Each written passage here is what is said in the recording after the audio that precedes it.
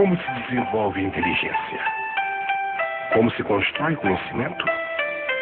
Acredito que esta questão é fundamental para compreender como a criança aprende.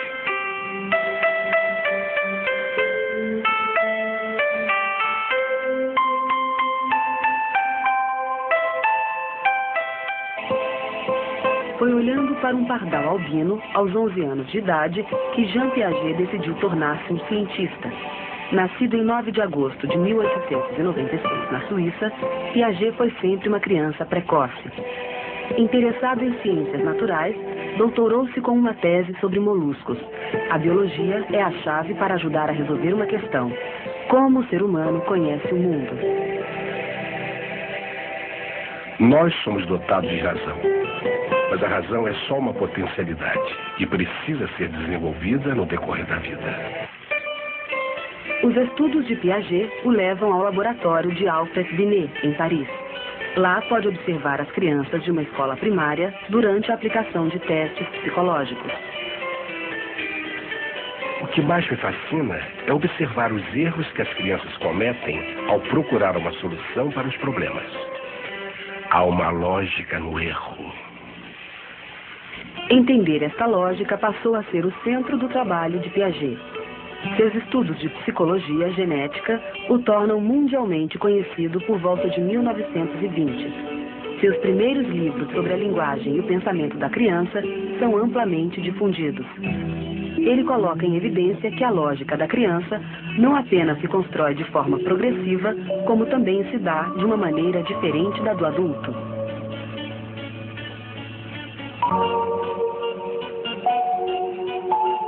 Fazer é compreender. É uma construção frágil porque pode ser desconstruída, porque há regressões. As estruturas do pensar, julgar e argumentar resultam de um trabalho permanente de reflexão e de remontagem. Construir um castelo de cartas ou apoiar uma carta inclinada contra outra provoca todo tipo de problemas, devido à instabilidade do equilíbrio. Para que se domine esta simples ação, 3 aspectos cognitivos são necessários.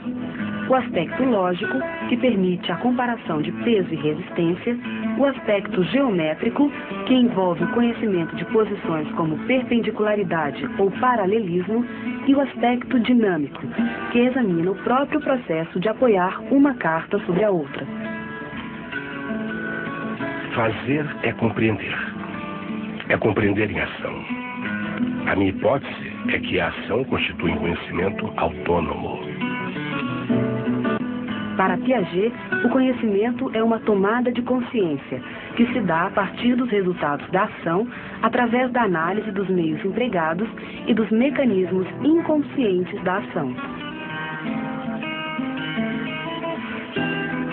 Em 1955, Piaget funda o Centro Internacional de Epistemologia Genética, reunindo cientistas de todo o mundo e das mais diversas áreas.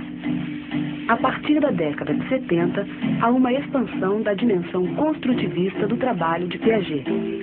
Sua obra traz a marca do grande cientista, criador de um novo paradigma para a aprendizagem.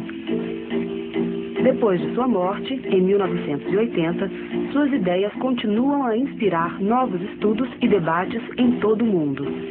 Foi a contribuição do homem que, neste século, nos ensinou a olhar a criança. O que Piaget traz de mais rico para a prática pedagógica é uma visão de homem diferente. É passar a ver o homem como alguém que não é nem um produto do meio, o meio vai e estampa nele alguma coisa, então não é nem uma visão ambientalista, tampouco é uma visão inatista, no sentido de que a criança já está ali, pré-determinada, é um simples desabrochar das suas funções que já estariam ali.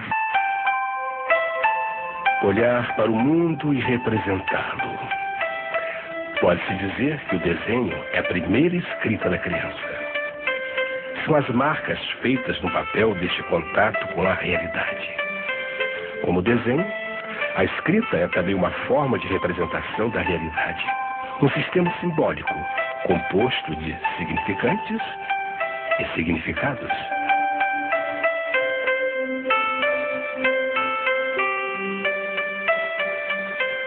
Um dos primeiros problemas enfrentados pela criança para desvendar a escrita é compreender aquelas marcas sobre o papel e o que elas representam.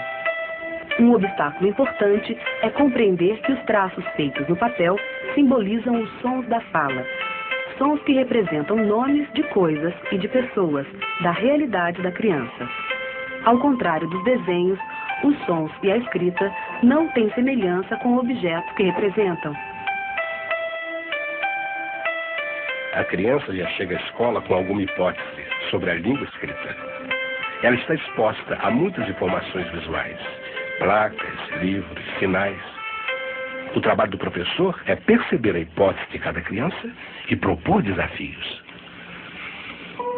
Quando a criança faz o próprio desenho e escreve o seu nome, a representação se transfere do desenho para a palavra. É uma etapa importante no processo de construção da linguagem. A criança escreve o nome e constrói a primeira hipótese silábica. Estas letras significam um som, o som do meu nome. Utilizar a grafia desses sons para representar outros sons, outros objetos, passa a ser a construção seguinte. A criança caminha para a etapa silábico-alfabética.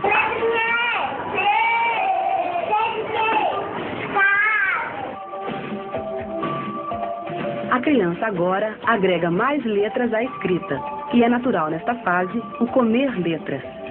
A construção da escrita está progredindo e nesta etapa de reflexão e de remontagem, a criança ensaia as suas hipóteses. Comer letras, longe de ser um erro, é uma hipótese que a criança levanta sobre a grafia de uma palavra. É uma certa forma de compreender a escrita, de interagir com as palavras. Papai, que mais? Pato, que mais? Há um caminho individual na construção da escrita como objeto de conhecimento. Para o construtivismo piagetiano, é preciso criar sempre situações novas, pois o professor reconstrói o caráter social da língua escrita e estimula a criança a interagir com a língua nas mais variadas situações.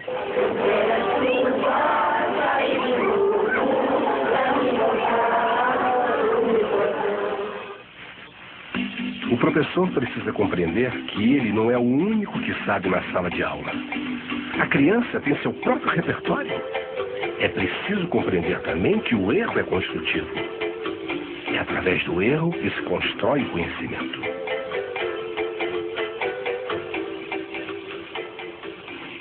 1, 2, 4, 5, 7, 8, 6, 1, 2.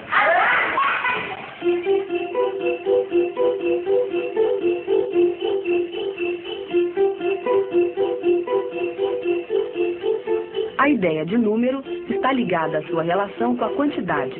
São quantidades de objetos que fazem parte do universo da criança.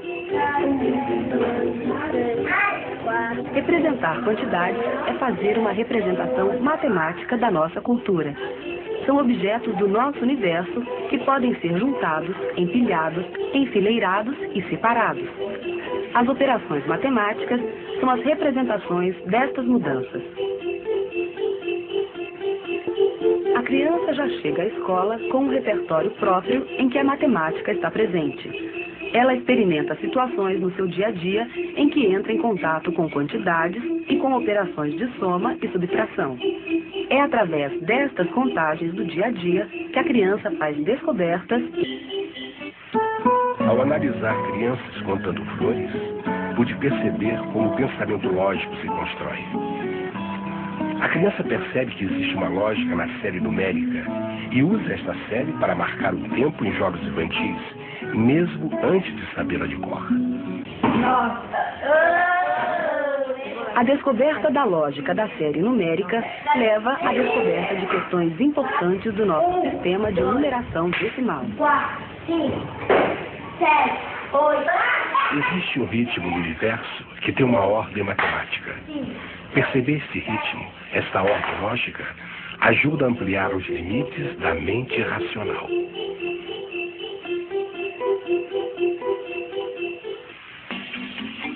É na aula de matemática que o professor construtivista propõe situações de desafio através de jogos ou atividades para a solução de problemas. E quanto mais o professor conhecer seus alunos, mais ele vai descobrir como os alunos interagem com o mundo dos números. É descobrindo este processo cognitivo que o professor também aprende a ensinar melhor.